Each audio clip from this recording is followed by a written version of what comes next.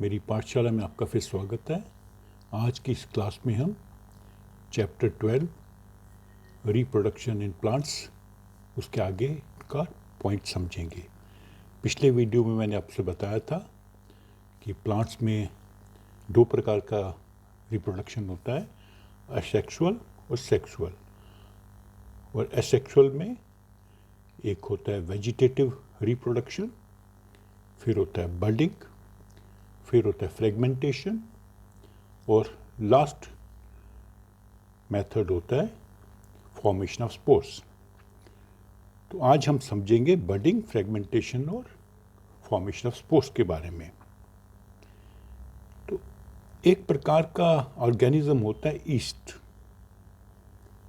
East एक single cell का organism होता है। इसमें कैसे रिप्रोडक्शन होता है इसको हम समझ लेते हैं, तो वहाँ से हमें समझ आएगा कि बडिंग क्या होता है। इसमें अगर आप अपने बुक में पेज नंबर 135 पर 12.5 फिगर देखें तो आपको दिखाया गया है कि यहाँ पर ये ईस्ट का सेल है जो धीरे धीरे तो बड़ा होता है, तो उसके एक साइड पे एक बल्ब सा बन जाता है। इस बल्ब को कहते हैं बड। फिर ये थोड़ा और बड़ा हो जाएगा तो ऑलमोस्ट ये कंप्लीट सेल बन गया है, और जब ये कंप्लीट सेल बन जाएगा तो अलग हो जाएगा। इससे एक सेल के दो सेल बन जाएंगे। ये जो बड है सेपरेट हो जाएगा और दो सेल बनेंगे। फिर वो सेल, दोनों सेल जो हैं फिर ऐसे बड़े होंगे, दोनों में बड्स बनेंगे और दोनों फिर डिवाइड हो जाएंगे, 2 के 4 हो जाएंगे। तो इस प्रकार ये बड़ी तेज़ी से इनकी जो संख्या बढ़ती है। कई बार क्या होता है कि जो बड है वो अलग नहीं होता, वो पूरा सेल बन जाता है, उसके ऊपर एक और नया बड निकलता है, वो भी जब कंप्लीट सेल बन जाएगा उसके ऊपर और नया बड निकलेगा, वो भी सेल बन जाएगा। इस प्रकार एक चेन बन जाएगी। तो ईस्ट में या तो ये बड अलग हो के सेपरेट सेल बन जाएगा, फिर उनमें नए नए सेल्स बनेंगे इसी प्रकार से, या फिर एक चेन बन जाएगी।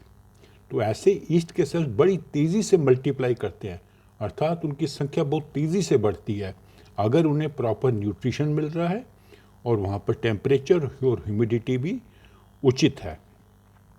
तो इस प्रोसेस को बडिंग कहते हैं, क्योंकि ये बड बन रहा है। जो बड सेपरेट होके एक नया सेल बन जाएगा या जुड़ा भी रहेगा तो कंप्लीट सेल होगा, उसमें नया बड बनेगा और बड्स बनेंगे।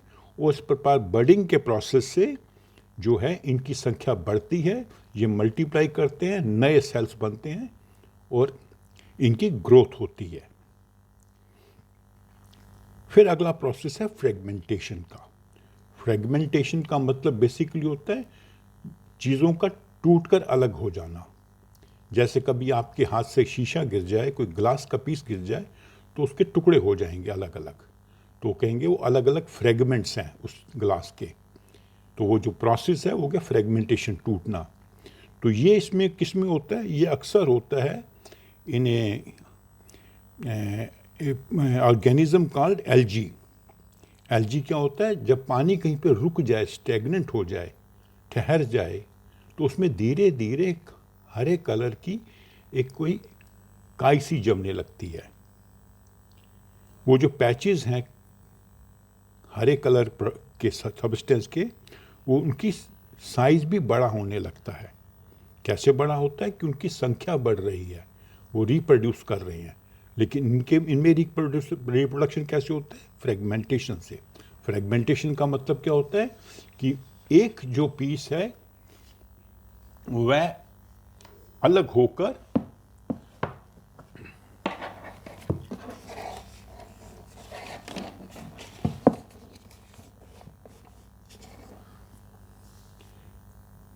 जैसे ये एक बड़ा सा पीस बना, जब एक ऐसी साइज पे पहुंचा कि इसके 2 टुकड़े हो सकते हैं, तो ये फ्रेगमेंट्स हो जाएगा।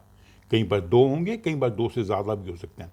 फिर ये जो पीसेस हैं ये बड़े होंगे और इनके भी पीसेस हो जाएंगे। तो ऐसे चेन रिएक्शन सा चलेगा, 1 के 2 हो जाएंगे, 2 के 4, 4 के 8, ऐसे ही बढ़ते जाएंगे।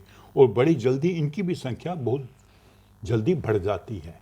तो इनमें जो रिप्रोडक्शन हो रहा है, इनके टूटने से, टूटकर 2 पीस बने, 2 के 4 बने, 4 के 8 बने। उसे कहते हैं फ्रेगमेंटेशन। ये फ्रेगमेंट्स हैं, इसके हिस्से हैं, पार्ट्स हैं।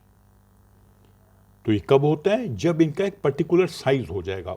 जब उतने बड़े हो जाएंगे तो टूटकर दो छोटे पीस बन जाएंगे, फिर ये बड़े होंगे और ये भी टूटकर और नए पीस बनाएंगे। इस प्रकार एलजी वगैरह जो है धीरे धीरे पॉन्ड में देखेंगे, अगर शुरू में बहुत कम उसकी लेयर होगी तो कुछ दिनों के बाद देखेंगे बहुत सारे एरिया में वो फैल गई होगी। तीसरा मेथड होता है स्पोर फॉर्मेशन। ये भी एसेक्सुअल रिप्रोडक्शन है। जैसे कुछ प्लांट्स हैं, जैसे फर्न है, इनमें इनका क्या होता है, इनमें स्पोर्स बन जाते हैं। जैसे प्लांट है फर्न का, इसमें स्पोर बन जाएंगे। स्पोर क्या है? एक छोटा सा ऑर्गेनिज्म है, बहुत छोटा सा, ठीक है। और इसके इर्द गिर्द एक कवरिंग होती है। जैसे अखरोट देखा होगा आपने या बादाम देखा होगा, बादाम के एक कवरिंग होती है हार्ड सी। तो ऐसे ही इनकी एक हार्ड कवरिंग होती है। वो हार्ड कवरिंग क्या करती है? स्पोर को दो चीज़ों से बचाती है। एक तो बचाती है हाई टेम्परेचर से और लो ह्यूमिडिटी से, कम नमी से और ज़्यादा गर्मी से, क्योंकि ज़्यादा गर्मी में स्पोर मर सकता है और ह्यूमिडिटी कम होने से तब भी मर सकता है।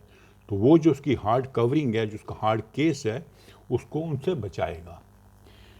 तो उसके बाद में ये हवा में फ्लोट करते करते जब यहाँ से अलग हो गए प्लांट से, तो फ्लोट करते होते बहुत दूर तक जा सकते हैं। और जहाँ पर इन्हें फिर ऐसा जगह मिलेगी कि ये मल्टीप्लाई कर सकते हैं, मतलब अपने का नंबर बढ़ सकता है, तो वहाँ पर ये रिप्रोड्यूस करने लगेंगे और धीरे से एक नया प्लांट फर्न का बन जाएगा। ऐसे एक मॉस होता है, वो भी इसी प्रकार से मल्टीप्लाई करता है। मतलब एक स्पोर जो है वो उसमें से कई और स्पोर्स बनेंगे वैसे ही, और उनकी संख्या बहुत तेज़ी से बढ़ेगी।